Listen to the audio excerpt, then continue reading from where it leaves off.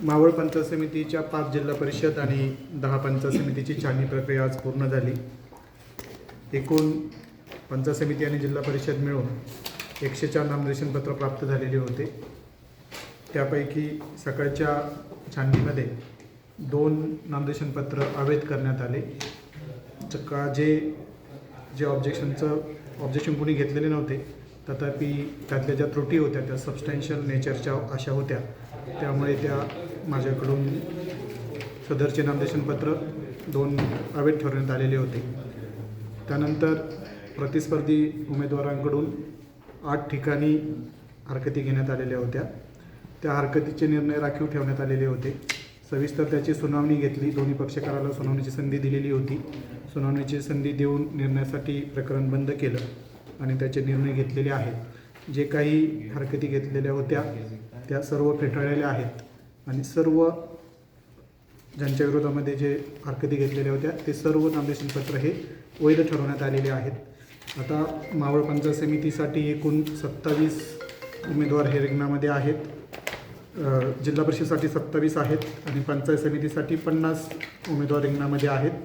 आता उद्यापासून नामनिर्देशनपत्र मागं घेण्याचा कालावधी चालू होतो आहे. 27 तारखेला 3 वाजेपर्यंत सदरचा माघारी घेण्याचा वेळ आहे. त्यानंतर जे नामनिर्देशनपत्र ज्यांची उमेदवारी मागे घेतली जाईल ते वगळून इतरांचं चिन्ह वाटप 27 तारखेला 3:30 वाजता होईल. धन्यवाद.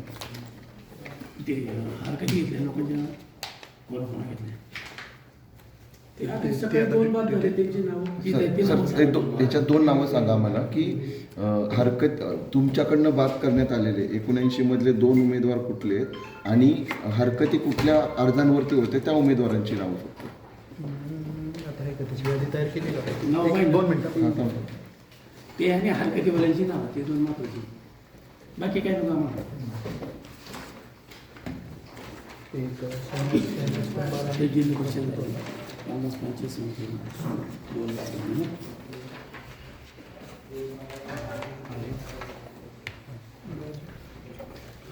सकाळी जे 2 नामनिर्देशनपत्र अवैध ठरले त्याच्यामध्ये 64 कालेमध्ये शहनाज संतोष कुंभार यांचं नामनिर्देशनपत्र दाखल होतं, ते अवैध ठरवण्यात आलं. शहनाज संतोष कुंभार आणि दुसरं 59 वराळ्यामध्ये शिंदे अनंता बबन यांचं भारतीय राष्ट्रीय काँग्रेसकडचं नामनिर्देशनपत्र होतं. ते अवैध ठरवण्यात आलेलं आहे. अनंता बबन 59 वराळ्यामधलं आणि 64 कालेमधलं शहनाज संतोष कुंभार. 2 झाले. शहनाज कुंभार यांचं जे आपल्या जिल्हा परिषद पंचायत समितीमध्ये त्यांचं मतदार यादीमध्ये नाव नसल्यामुळे शहनाज संतोष कुंभार यांचं नामनिर्देशनपत्र अवैध ठरवण्यात आलं. आणि शिंदे अनंता बबन यांचं सूचक म्हणून त्यांची स्वाक्षरी नव्हती आणि सूचकाचे डिटेल नव्हते. दोन्ही जे त्रुटी होत्या त्या सबस्टॅन्शियल नेचरच्या होत्या, त्यामुळे सदरचे नामनिर्देशनपत्र अवैध ठरवण्यात आले. 79 77 बाकी. जिल्हा परिषदेचं कोण नाही ना? जिल्हा परिषद हरकती दाखल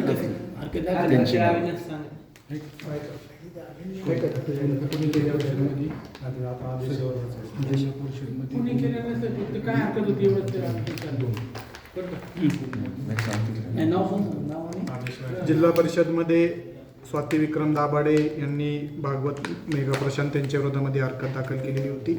आणि दुसरं एवढे डिटेल एका ओळीत भागवत मेघा प्रशांत यांच्या नामनिर्देशनपत्रामध्ये जे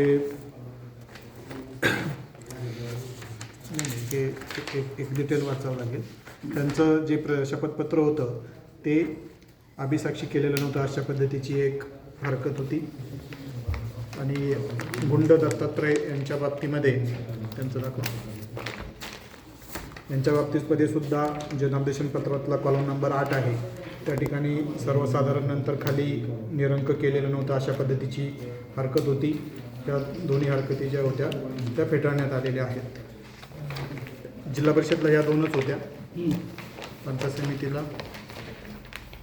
पंचायत समितीला साहेबराव नारायण कारके यांनी धामणकर सुभाष लक्ष्मण यांच्या विरोधामध्ये शपथपत्र अपूर्ण आहे अशा पद्धतीची हरकत घेतलेली होती, परंतु त्यांनी ऑलरेडी सुधारित शपथपत्र आमच्याकडे सादर केलेलं होतं. कोणाचं नाव काय उमेदवार? धामणकर सुभाष लक्ष्मण.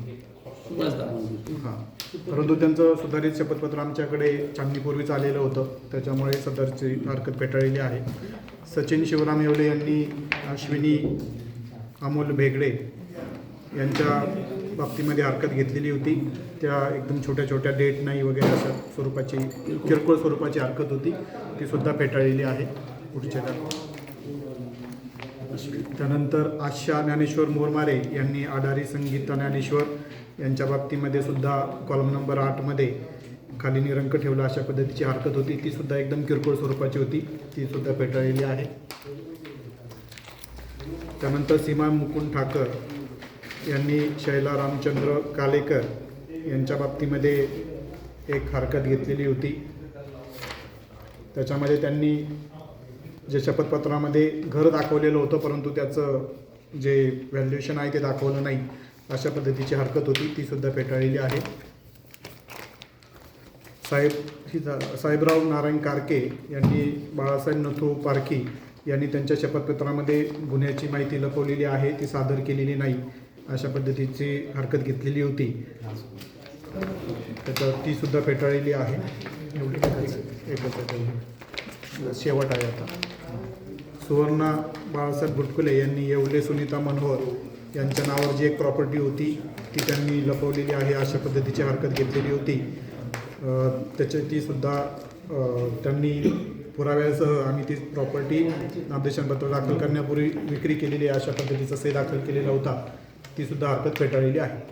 एकूण 8 हरकती होत्या आणि 2 उमेदवारी अर्ज बाद ठरलेले आहेत. 77 वैध आहेत आणि सगळेच्या सगळे वैध आहेत. 27 जिल्हा परिषद गट पंचायत समितीचे 50. Yes. Okay sir. आता शेवटचा प्रश्न फक्त की याच्यातनं जे वैध ठरलेले आहेत याच्यामध्ये पक्षाचे पण असेल एखाद्या व्यक्तीचा आणि त्याचा अपक्ष पण असेल, तर मग त्याचा निर्णय हा 27 तारखेपर्यंत राहू शकतो ना? नाही, आज रोजी जे पक्षाचे होते ते पक्षासाठी वैध ठरवण्यात आलेले आहे. हां. जर डमी असेल, EB फॉर्ममध्ये डमी कॅन्डिडेट दिलेला असेल तरच त्याचा पुढे विचार होईल, अदरवाईज आता पक्षाचा विषय त्या ठिकाणी संपलेला आहे. म्हणजे AB फॉर्म नसलेले फॉर्म पण बाद होऊन जाणार. ज्या ठिकाणी AB फॉर्म नव्हता ते आम्ही अपक्ष म्हणून व्हॅलिड केलेले आहे. अच्छा. हां. ओके. आणि ज्या ठिकाणी 2 AB आलेले होते एका ठिकाणी उबाटाचे, त्याच्यातलं जे पहिलं आमच्याकडे आलं होतं ते आम्ही उबाटासाठी ठेवलंय आणि जे दुसरं होतं ते आम्ही अपक्ष केलंय. वेगळे. हां, Ashwini Begade. Thank you Okay, thank you. Thank you.